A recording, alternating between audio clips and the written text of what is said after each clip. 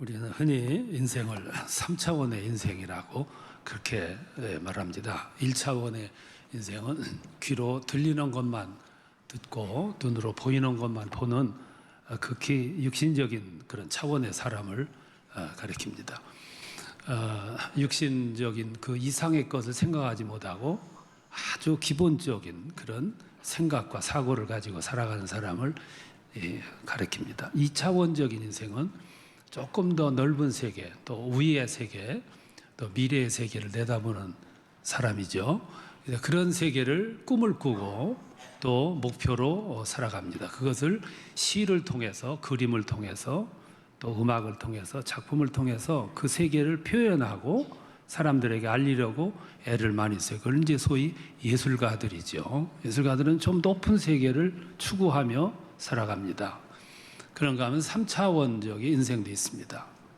영적인 세계를 머리에 두고 사는 사람이죠. 영적인 세계를 바라보고 목표를 삼고 거기서부터 들려오는 소리를 듣고 그 세계를 목표 삼아 살아가는 소위 신앙인들을 가리키는 말씀이라고 볼 수 있어요. 지금 여러분들이 이 세계에 관심을 갖고 목적을 두고 살아가고 있습니다.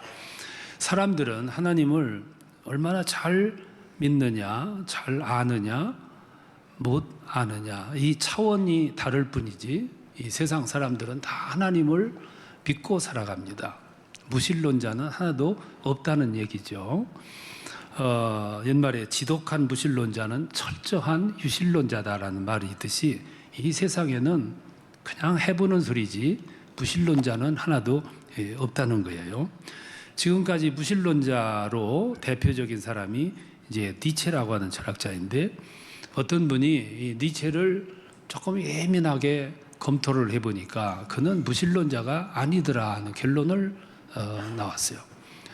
어떻게 보면은 어설픈 그리스도인들보다 훨씬 유신론자였다, 그렇게 결론을 냈습니다. 왜 그러냐면 그는 이 초인 자라투스트라스라고는 사람을 통해서 자기의 신관을 피력을 했어요. 근데 그 속에서 그는 신은 꼭 죽어야 한다, 그렇게 말했습니다. 왜 그러냐면은 신은 사람의 마음을 깊이까지 꿰뚫어 보는 눈이 있기 때문에, 그리고 신은 인간의 깊은 곳, 마음의 심연까지도 들여다보는 능력이 있기 때문에, 뿐만 아니라 신은 인간의 은밀한 속의 수치와 그리고 추악한 진실까지도 다 알고 계시기 때문에 그런 신이 우리 주변에 있다는 것은 불안해서 살 수가 없다, 죽어야 된다, 근데 그렇게 얘기를 했다고 그래요. 쉽게 말하면 그분은 무신론자가 아니었다는 얘기죠. 어설픈 그리스도인보다 훨씬 더 진지한 그런 고백을 했다고 볼 수가 있어요. 오늘 읽은 이 시의 말씀은 니체가 말한 그대로의 말씀이 그대로 기록이 되어 있습니다. 다윗이 기록을 했다 그러는데, 다윗이 기록한 이 시편을 시편 중에 시편이라고 할 만큼 아주 진지하고 깊이가 있는 말씀으로 짜여져 있습니다. 7절에서 이렇게 말씀합니다. 우리가 주의 앞에서 어디로 피하리까? 요나를 생각하게 하는 말씀이에요. 하나님이 요나에게 저 니느웨라는 성에 가가지고 복음을 선포하라 그랬습니다. 심판을 선포하고 그리고 미래를 위해서 회개하라는 말씀을 전파하라 그랬어요. 근데 여러분 아시는 것처럼 이 요나가 하나님의 명령을 거부하고 하나님이 가라는 방향과 정반대 방향으로 도망을 갑니다. 그리고 저 멀리 가는 상선 배를 타고 저 배 밑창에 어두운 곳에 가서 숨어요. 그리고 속으로 이렇게 생각했을 거예요. 여기쯤 숨어 있으면 아무도 모를 거야, 하나님도 모르실 거야. 그런데 7절에서 시인은 말하기를 우리가 주의 앞에서 어디로 피하리까? 8절에서 하늘로 올라갈지라도 하나님 거기 계시고, 음부에 내려갈지라도 하나님 거기 계시고. 여기 음부라고 하는 말은 수월이라고 그랬는데 지옥이란 뜻이죠. 저 지옥, 저 밑은 곳으로 가서 자리를 펴고 누울지라도 하나님은 거기 계시고. 애굽에는 아마르나라고 하는 편지라는 이야기가 있는데, 편지를 붙인 발송자가 하늘을 올라갈지라도 땅 아래에 숨을지라도 그 목숨은 바로의 것이다 라는 말이 있는데, 그 말은 세상에 사는 모든 사람들은 바로를 헤어날 수가 없다 그 말이죠.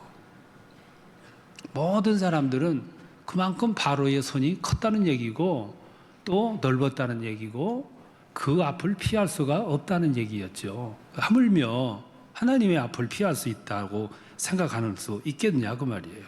그래서 9절에 보면 바다 끝에 갈지라도 하나님은 거기 계시고, 여기 바다는 지중해를 말합니다.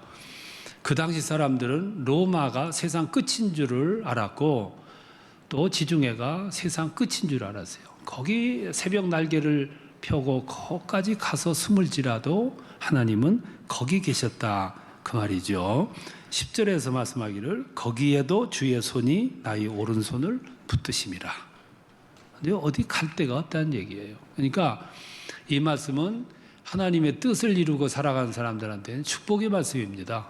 왜 그러냐면 내가 어디를 가든지 아무리 외진 곳에 있을지라도, 내가 아무리 아픔이 있고 고뇌가 있을지라도 거기에 하나님의 손길이 있다는 것을 믿는 믿음의 고백이 되는데, 죄를 지은 사람에게는 두려운 말씀이죠. 하늘 꼭대기에 올라갈지라도 바다 끝에 숨을지라도 저 스월에 저 배미창에 가 숨을지라도 하나님은 거기 계시나이다. 우리는 이런 삶을 가리켜서 역설적인 삶이라고 그렇게 말씀을 드릴 수 있어요. 말씀에서 몇 가지 역설적인 사실이 있어요. 하나는 우리는 모두 하나님을 본 사람은 아무도 없습니다. 그럼에도 불구하고 우리는 그 하나님을 굳게 믿습니다. 이게 역설이에요. 이 세상 하나님을 본 사람은 아무도 없어요. 그럼에도 불구하고 그 하나님을 믿는데 목숨을 버려요. 순교하면서도 그 하나님을 믿습니다. 역설이 생활의 아니잖아요. 초대교회 때 시대에 폴리캅이라고는 그 신앙의 지도자가 황제로부터 미움을 삽니다. 황제 신상에 참배하는 것을 끝까지 거부해요. 그래서 화형당에 처형되잖아요. 화형받기 전에 마지막 해요를 받아요. 마지막으로 황제 신전을 향해서 절만하면 살 수 있는데, 근데 그가 그때 그렇게 말해요. 내가 차라리 하나님 나라에 가겠다고. 하나님 나라 가봤냐고요. 봤냐고.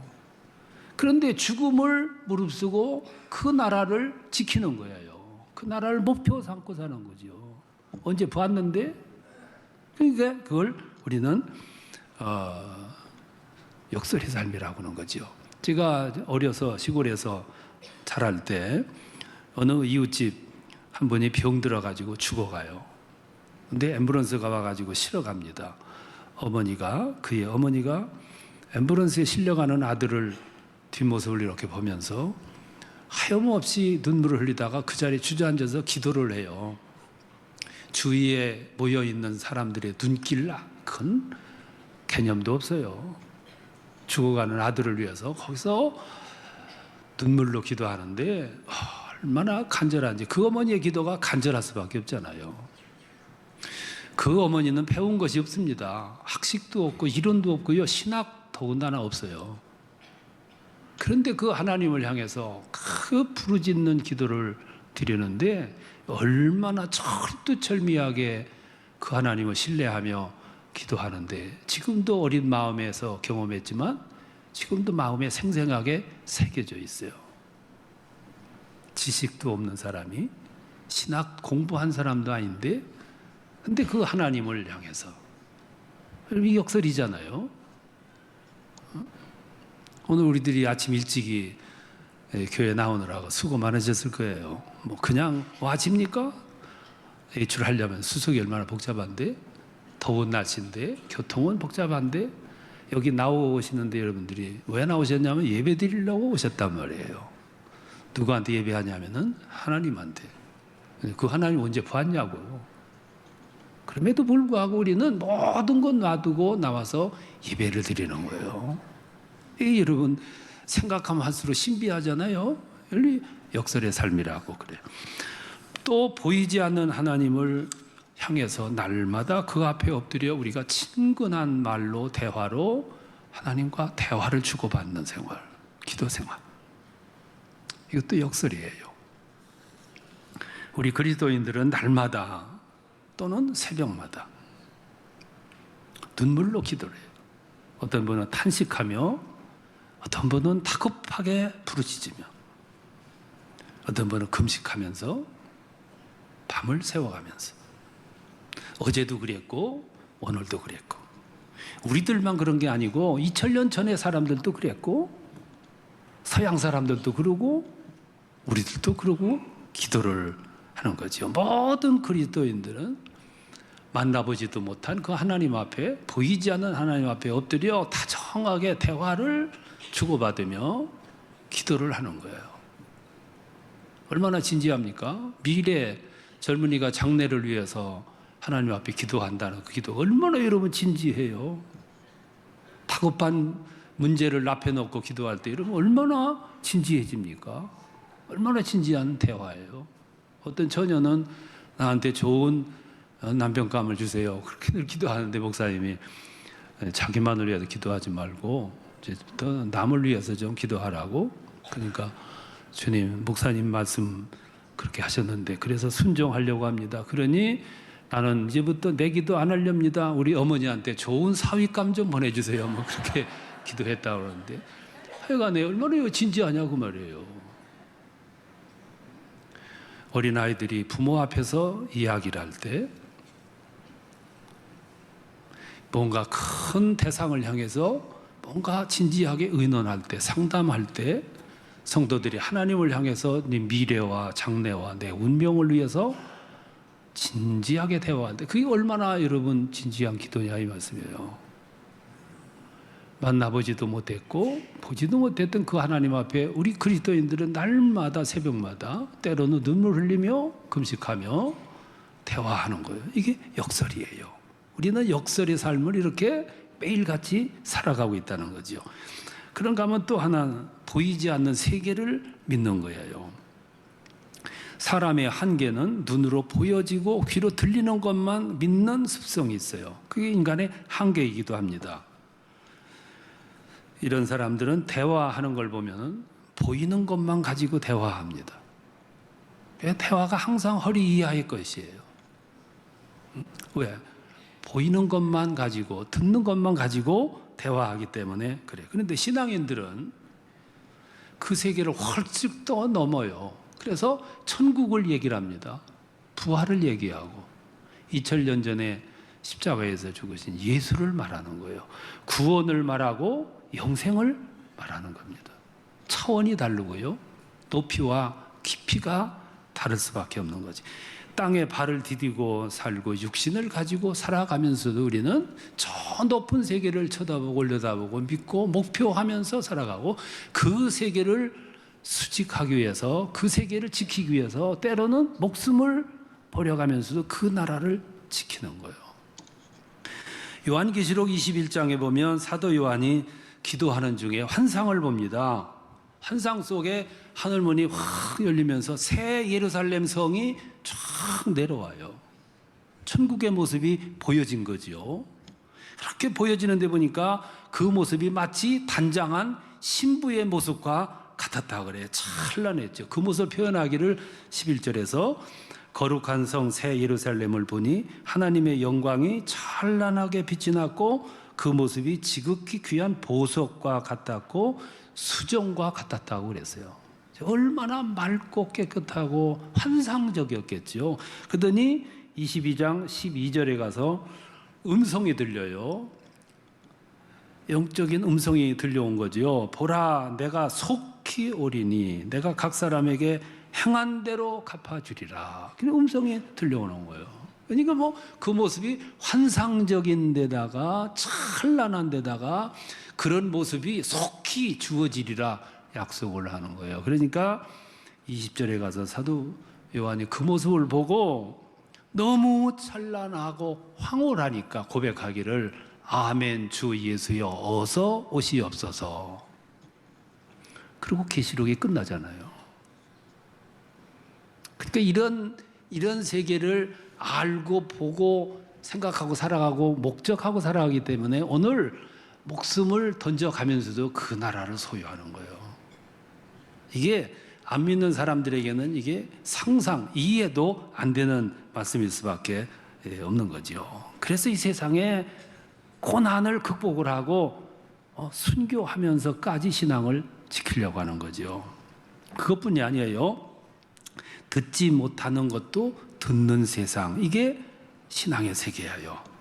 사람들은 들리는 것만 들어요. 1차원적인 사람들은 귀로 들려지고 눈으로 보여지는 것 이외에는 생각을 안 합니다. 그게 단순해요. 그래서 그 대화를 보면 그 국한되어 있어요.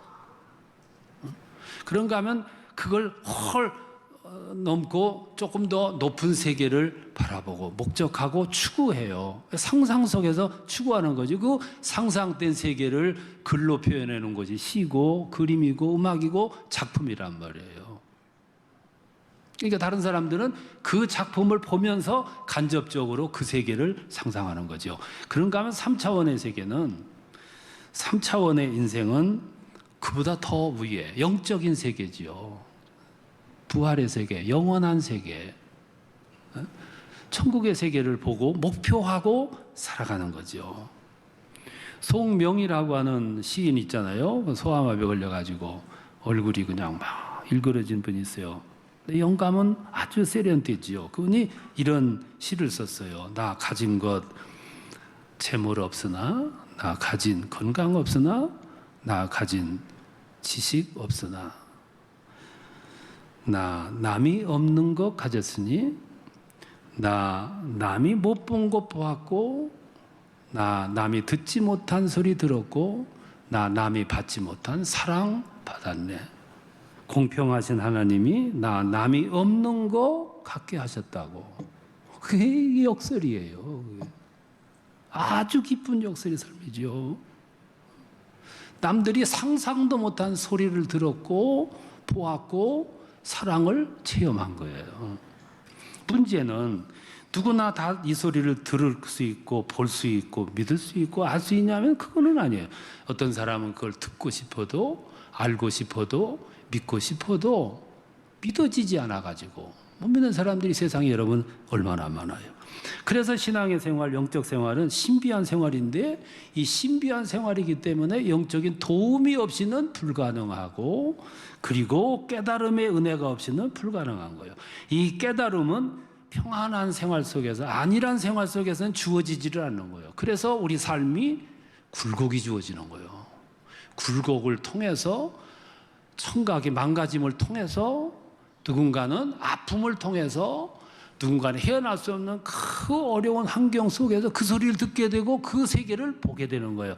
본 사람들이 고백을 할 때 많은 사람들이 다 그거를 보게 되고 믿는 거예요. 이 세상 모든 사람들이 굴곡을 다 경험할 필요는 없어요. 몇 사람이 굴곡을 통해서 그 세계를 보았고 느꼈을 때 그 사람을 통해서 다 간접적으로 아는 거예요. 오늘 본문을 보면 다윗이 사울에게 쫓기는 생활을 했어요. 사망의 음침한 골짜기를 수도 없이 다녔어요.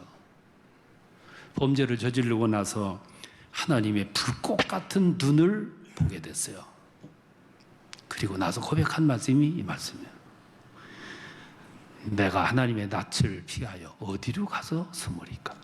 하늘로 올라가도 음부로 내려가도 바다 끝에 가도 하나님의 손은 거기 있나이다. 그를 통해서 우리들이 하나님을 아는 거고 우리들 모두 내가 하나님을 안 게 아니고 누굴 통해서 알았잖아요. 누굴 통해서 전달받았고 누굴 통해서 깨닫게 되는데 오늘 이 시편 139편 이 말씀이 존재하는 이유는 이 시를 통해서 많은 사람들이 다윗이 만났던 하나님을 만나게 하는 그 목적이 이 시편의 목적이에요. 어느 자매가 미국으로 가서 공부를 했어요. 스탠포드 대학에서 의학을 공부하고 의사가 됐어요. 남편도 같은 대학에 나왔어요. 건축가가 됐어요. 세 자녀가 다 명문 대학에 다니고 있어요. 초인류 가정이에요. 엘리트 가정. 많이 쌓았어요. 큰 집에서 살았고 재력가였고 그리고 일명 다 가진 사람이야. 신앙의 직분을 가졌는데 다 가진 사람들, 스스로 엘리트라고 하는 사람들은 신앙의 문을 확 열지를 않아요. 성령께서 막 강하게 역사를 하셔도 거부를 해요. 왜? 나는 지성인이기 때문에. 나는 지식인이라.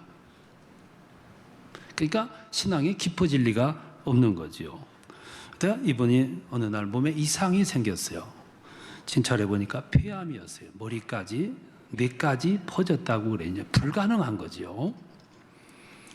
사람은 이 지점에 도달하면 너 나을 것 없이 다 생각하게 돼 있어요. 깊은 생각. 그동안에 하지 못했던 생각을 하게 되고, 그동안에 느끼지 못했던 걸 새롭게 느끼는 은혜가 주어지는 거예요. 그분이 많이 생각했어요. 생각하는 가운데 학벌이 뭐냐, 학위가 뭐냐, 큰 집이 나에게 무슨 의미냐, 이런 생각을 하게 됐어요. 그리고 그 현실을 겸손하게 그대로 수용을 했어요. 그리고 엎드렸어. 그 현실을 겸손히 받아들였기 때문에 엎드리게 되는 거죠. 그랬다고 하나님 금방 고쳐주고 기적, 그런 하나님은 아니에요. 욥도 상당한 기간 가서 고침을 받아요. 근데 오랜 시간이 흐른 후에 이분이 하나님께서 어떤 사람을 보내주고 그 사람을 통해서 그 아주 적용이 잘 되는 약을 소개를 받고 기적과 같이 치료를 받아요. 제2의 인생을 회복하게 된 거예요. 그리고 나서 그가 이렇게 고백을 합니다. 나는 지금까지 먹이통에 머리를 들이받고 먹는 데만 집착해 있는 돼지와 같이 살았습니다. 먹이통에 머리를 쳐박고 먹는 것에 개걸스럽게 빠진 돼지는 주인이 아무리 불러도 듣지 못합니다. 주인이 와서 먹던 밥통을 빼앗을 때 그 돼지는 비로소 얼굴을 들고 주인을 바라보듯이 어느 날 하나님은 나에게 와서 내 밥통을 빼앗아 가셨습니다. 그리고 나서 번쩍 정신이 든 후에 내가 바라보면서 하나님을 보게 됐습니다. 나의 아픔은 하나님의 은혜였습니다. 그리고 그가 지성적으로 믿던 하나님을 실감적으로 마음으로 믿게 된 거죠. 오늘 이 세상 사람들 다 그렇게 해서 하나님을 만나는 그 방법 하나님이 쓰시잖아요. 이런 사람을 통해서, 이런 고백과 이야기를 통해서 많은 사람들이 그 하나님을 믿고 알게 되는 거죠. 오늘 우리의 사명이 그거예요. 내가 만난 하나님도 내가 만난 게 아니죠. 누군가를 통해서 만났어요.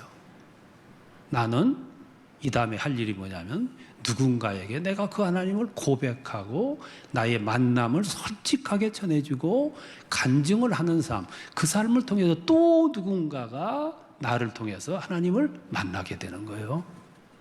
그게 나의 삶의 의미예요. 주님은 우리에게 그걸 요구하세요. 잡담 대신에 진지하게 내가 만난 하나님을 고백하고 간증하고 소개하고 알릴 때 나는 그냥 전달했지만 하나님은 나를 통해서 누군가에게 똑같은 은혜로 하나님을 보여주고 알게 하고, 그리고 밥그릇에서 얼굴을 쳐들고 저 위를 보게 될 때 그들에게도 구원의 길이, 영생의 나라가, 하나님의 뜻이 그들에게 전달되게 되는 거죠. 오늘 시편은 바로 그런 시편이에요. 이 시편이 존재하는 이유는 그런 뜻에서 존재하는 거예요. 여러분들을 통해서 더 많은 사람들이 하나님 앞에로 나아가고 길을 인도받고 눈이 띄어져서 하나님을 보고 믿는 그런 축복의 사역이 여러분들을 통해서 이루어질 수 있기를 축원합니다.